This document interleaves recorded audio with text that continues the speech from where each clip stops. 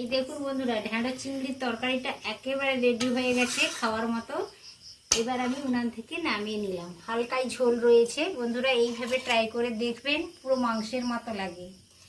আর বড় মাছ বা মাংসর কিছুর প্রয়োজন হবে না এই ধরনের যদি ঢ্যাঁড়স চিংড়ির তরকারি একটা থাকে। নমস্কার বন্ধুরা, গঙ্গাসাগরের বনেদি রান্না ও পরিবেশ ইউটিউব চ্যানেলে আমি সবাইকে স্বাগত জানালাম। আজ আমি একটা এমন ধরনের রেসিপি করব বন্ধুরা, ঢ্যাঁড়সের রেসিপি। ঢ্যাঁড়সটা আমার বাগান থেকে তুলতে যাচ্ছি, চলুন সবাই মিলে ঢ্যাঁড়স তুলে নিয়ে আসি।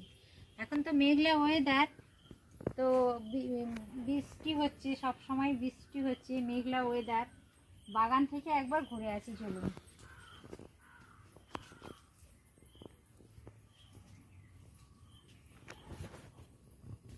দেখুন বন্ধুরা, আমরা বাগানে পৌঁছে গেছি। কত রকমের সবজি দেখুন, ঢ্যাঁড়স হয়েছে, কলমি শাক হয়েছে, ঝিঙে হয়েছে। ছোট একটা ছুরি এনেছি বন্ধুরা। এই দেখুন, ঢ্যাঁড়সগুলো আমি কেটে নেব। কচি কচি ঢ্যাঁড়স হয়েছে, একেবারে নরম। বাগানের ঢ্যাঁড়স টেস্টই আলাদা। তা আজ আমি ঢ্যাঁড়সের রেসিপি করব। ভিডিওটা শুরু থেকে শেষ পর্যন্ত দেখার অনুরোধ থাকলো বন্ধুরা।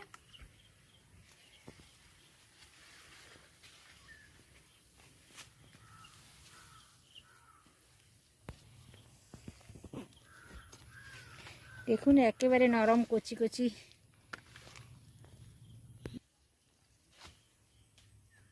ঢ্যাঁড়সগুলো সব তুলে নিচ্ছি। এবছর ঢ্যাঁড়স গাছে পোকা লেগে গেছে বন্ধুরা, বেশি ঢ্যাঁড়সই হচ্ছে না। তাও যা হয়েছিল আজকে তুলে নিয়ে যাচ্ছি বন্ধুরা। টাটকা টাটকা চিংড়ি মাছ, একটা বাগদাও রয়েছে, আমাদের ড্রেনে ধরা হয়েছে, জল নিকাশি একটা ব্যবস্থা রয়েছে, ওখান থেকে চিংড়ি মাছগুলো ধরা হয়েছে। আর এই দেখুন, বাগান থেকে একবারে কচি ঢ্যাঁড়স তোলা হয়েছে। দেখুন বন্ধুরা, আমার বাগান থেকে তো আমি ঢ্যাঁড়সটা একেবারে নরম কচি কচি ঢ্যাঁড়সগুলো তুলে এনেছি। যেটা খুব বড় সেটা 3 পিস করে করেছি, আর যেটা মাঝারি সেটা 2 পিস করে করে নিয়েছি। এইভাবে আমি ঢ্যাঁড়সটা কেটে নিয়েছি, ঢ্যাঁড়সটা সরিয়ে রাখলাম।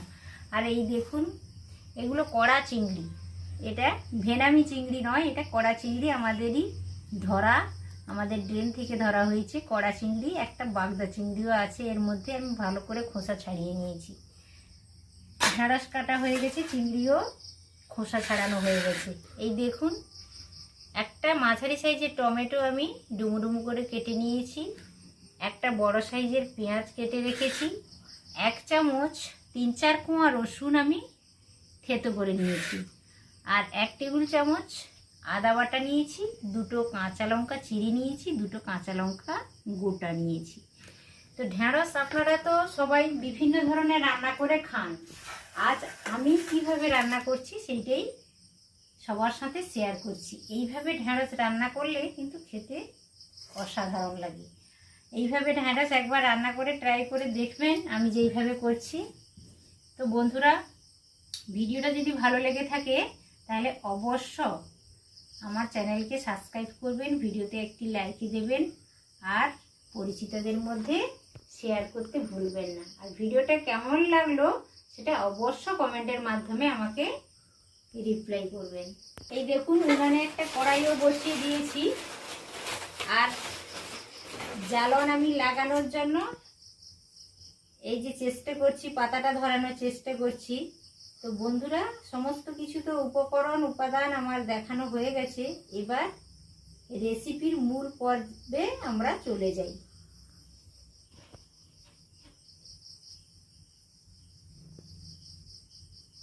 এখন তো ঢ্যাঁড়স অ্যাভেলেবল পাওয়াই যাচ্ছে, নরম, বর্ষাকাল মানে নরম কচি ঢ্যাঁড়স একেবারে। ঢ্যাঁড়সের তো অনেক রেসিপি আপনারা খেয়েছেন, এই রেসিপিটা একবার খুলেও ট্রাই করে দেখুন, ভীষণ ভালো লাগবে। এই তরকারিটা দিয়ে সমস্ত ভাত খাওয়া হয়ে যাবে, বেশি বড় মাছ মাংস কোনো কিছুরই প্রয়োজন হবে না। চিংড়ি ঢ্যাঁড়সটা এত অদ্ভুত সুন্দর লাগবে এইভাবে রান্না করলে। চিংড়ি মাছগুলো খোসা ছাড়িয়ে রেখেছিলাম, এখন চিংড়ি মাছগুলোতে আমি লবণ হলুদ একটু পরিমাণ মতো মাখিয়ে নিচ্ছি। চামচের সাহায্যে এটা একটু মাখিয়ে নিচ্ছি।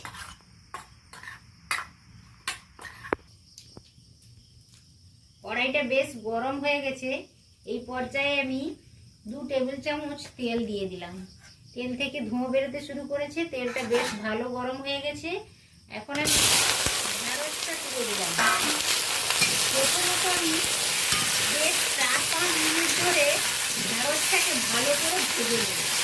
এখানে একটা কথা বলে রাখি বন্ধুরা, ঢ্যাঁড়সটা প্রথমত ভেজে নিতে হবে, না হলে ঢ্যাঁড়স কাঁচা গন্ধ করে, একটা ঢ্যাঁড়সের সবুজ গন্ধ রয়েছে।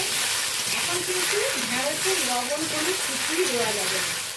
লবণ যদি এক্ষুনি দেওয়া হয় তাহলে ঢ্যাঁড়স থেকে একটা সুপারি লাল বেরোতে শুরু করবে, ঢ্যাঁড়সটা ভালোভাবে ভাজাই যাবে না। তো এখন শুকনো কড়াইতে অল্প তেল দিয়েছি, নেড়ে নেড়ে ভালো করে ভেজে নেব ঢ্যাঁড়সটা। 2-3 মিনিট ধরে ঢ্যাঁড়সটা ভেজে নিলাম, হালকা লালচে হয়ে গেছে। আরও 2-3 মিনিট ধরে ঢ্যাঁড়সটা আমি ভালো করে ভেজে নেব। হলুদ বা লবণ আমি কিছুই এখন ব্যবহার করিনি, তাহলে লাল বেরোতে শুরু করতে ভালোভাবে ভাজা যাবে না, কড়াইতে বসে যাবে। আপনারাও এইভাবে ট্রাই করবেন। সঙ্গে সঙ্গে কিন্তু লবণ বা হলুদ কোনোটাই দেওয়ার দরকার নেই। ভালোভাবে এইভাবে নেড়ে নেড়ে একটু ধৈর্য ধরে ঢ্যাঁড়সটাকে ভেজে নিতে হবে। এই দেখুন ঢ্যাঁড়সের সবুজ ভাবটা একেবারে কমে গেছে, বেশ লালচে হয়ে গেছে। আর কোনো ভাজার প্রয়োজন নেই বেশি। এবার এই পর্যায়ে আমি ঢ্যাঁড়সটাকে কড়াই থেকে নামিয়ে নেব। ঢ্যাঁড়সটা আমার ভাজা কমপ্লিট হয়ে গেছে। কড়াইতে চিংড়ি মাছটা ভেজে নেওয়ার জন্য 1 টেবিল চামচ আমি তেল দিয়ে দিলাম। যে কোনো তরকারিতে তেলের পরিমাণটা কিন্তু বন্ধুরা নিজেদের পছন্দের, একটু বেশিও দিতে পারেন, একটু কমও দিতে পারেন। চিংড়ি মাছটা একটু হালকা করে ভেজে নেব। চিংড়ি মাছ বেশি ভাজার প্রয়োজন নেই, বেশি ভাজলে চিংড়ি মাছটা শক্ত হয়ে যাবে, রাবারি হয়ে যাবে। হালকা করে একটু ভেজে নেব।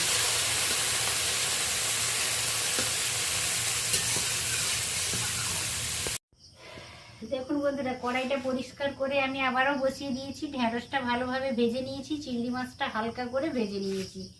এইভাবে চিংড়ি মাছটা আপনারাও হালকা করে ভেজে নেবেন। এই তরকারিটা অসাধারণ লাগে খেতে, ঢ্যাঁড়স চিংড়ির তরকারি। তো তরকারিটা রান্না করার জন্য আমি 2 টেবিল চামচ তেল দিয়ে দিলাম। অল্প কালো জিরে ফোড়ন দিলাম, আপনারা চাইলে অন্য ফোড়নও দিতে পারেন। কালো জিরে ফোড়ন দিয়েছি, চেরা কাঁচা লঙ্কা 2টো আর পেঁয়াজ একসাথেই দিয়ে দিচ্ছি। টমেটো দিয়ে দিলাম, ওর সাথে আমি রসুন বাটাটা দিয়ে দিলাম, আদা বাটাটা একটু পরে দেব। এইভাবে পেঁয়াজ, টমেটো, কাঁচা লঙ্কা বেশ ভাজা ভাজা না হওয়া পর্যন্ত ভালো করে মিশিয়ে নেব, নেড়ে নেব 3-4 মিনিট ধরে। লবণ দিয়ে দিলাম, এই সময় লবণটা দিলে পেঁয়াজ টমেটোটা তাড়াতাড়ি গলে যাবে। স্বাদ মতো আমি লবণ দিলাম, পরে যদি লাগে তাহলে অল্প আবার দেব। এখন মোটামুটি আমি তরকারি যতটা লাগবে প্রায় ততটাই দিয়ে দিয়েছি।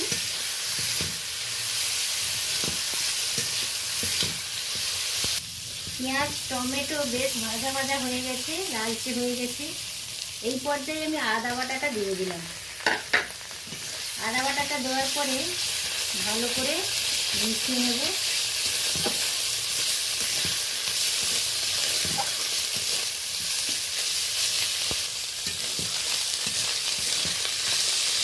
সমস্ত কিছু কাঁচা গন্ধটা চলে গেছে, বেশ ভাজা ভাজা হয়ে গেছে, একটা ভালো গন্ধ চলে আসছে। এই পর্যায়ে বন্ধুরা অল্প জল দিয়ে দিচ্ছি। গুঁড়ো মশলাগুলো দেবো, তার আগে অল্প একটু জল দিয়ে দেবো, যাতে গুঁড়ো মশলাগুলো ধরে না যায় বা পুড়ে না যায়। আধা চামচ আমি হলুদ গুঁড়ো দিয়ে দিলাম।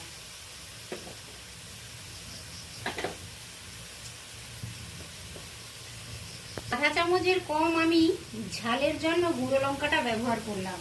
আপনারা চাইলে আরও একটু গুঁড়ো লঙ্কা ব্যবহার করতে পারেন কিংবা কমও নিতে পারেন। আধা চামচের কম আমি নিলাম কাশ্মীরি রেড চিলি পাউডার, এটা কালারের জন্য। নিলাম জিরে গুঁড়ো, আধা চামচ নিলাম ধনে গুঁড়ো। তো এই সমস্ত গুঁড়ো মশলাগুলোকে ভালো করে আমি মিশিয়ে নিচ্ছি। তেল ছাড়া পর্যন্ত 2-3 মিনিট ধরে ভালো করে কষিয়ে নেব। এইভাবে একবার ঢেঁড়স চিংড়ি রান্না করে দেখুন, ভীষণ ভালো লাগবে। মশলা থেকে তেল ছেড়ে দিয়েছে, ভালোভাবে মশলাটা আমি কষিয়ে নিয়েছি। এই পর্যায়ে ভেজে রাখা চিংড়ি আর ভেজে রাখা ঢেঁড়সটা একই সাথে আমি কড়াইতে তুলে দিলাম। মশলার সাথে 2-3 মিনিট ধরে ভালো করে আরও কষিয়ে নেব। এই তরকারিটা বন্ধুরা খেতে অসাধারণ লাগে। এই তরকারিটা দিয়ে সমস্ত ভাত খাওয়া হয়ে যায়। একবার হলেও ট্রাই করে দেখুন, আর কমেন্ট করে জানাতে কিন্তু ভুলবেন না। অবশ্য জানাবেন, ভালো হলেও জানাবেন, আর যদি কোনো কারণে মন্দও হয়ে যায় তাও জানাবেন। মশলার সাথে ঢেঁড়স চিংড়িটা ভালো করে কষিয়ে দিয়েছি, কষানো হয়ে গেছে। এই পর্যায়ে আমি গরম জলটা অ্যাড করছি। এটাতে বেশি জলের প্রয়োজন নেই, ঢেঁড়স প্রায় 50%-এরও বেশি কুক হয়ে গেছে, আর বেশি জলের প্রয়োজন নেই। হালকা ঝোল ঝোল রেখে নামিয়ে নেব। আপনারাও তাই করবেন, তাহলে ভীষণ ভালো লাগে তরকারিটা খেতে। আর জল দেওয়ার কোনো প্রয়োজন নেই। বন্ধুরা অবশ্য গরম জলটা ব্যবহার করবেন তরকারিতে, খেতে বেশ ভালো লাগে, তরকারিটার টেস্ট হয়, তাড়াতাড়িও হয়ে যায়। এই দেখুন তরকারিটা প্রায় কমপ্লিট হয়ে এসেছে, অল্পই ঝোল রয়েছে। একটু ঝোল বেশি রাখা যাবে না, মাখো মাখো রাখতে হবে, তাহলে খেতে ভীষণ ভালো লাগবে। হালকা হাতে একবার নেড়ে নিলাম।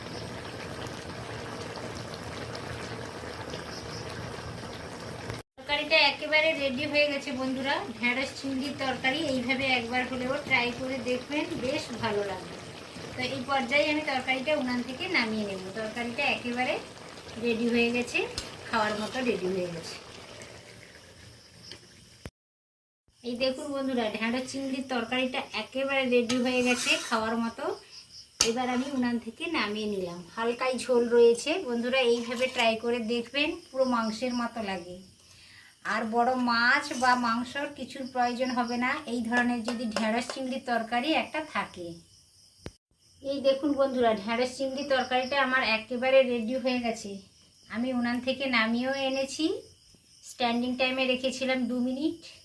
দেখুন কতটা সুন্দর দেখাচ্ছে, দারুণ একটা স্মেলও চলে আসছে। ঢেঁড়স চিংড়ি এইভাবে রান্না করে খাবেন, অবশ্য ভালো লাগবে।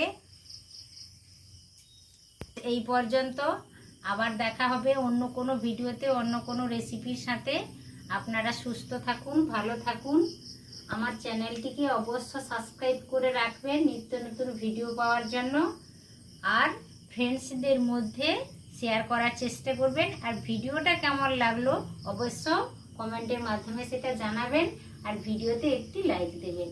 আজকের মতো টাটা, নমস্কার।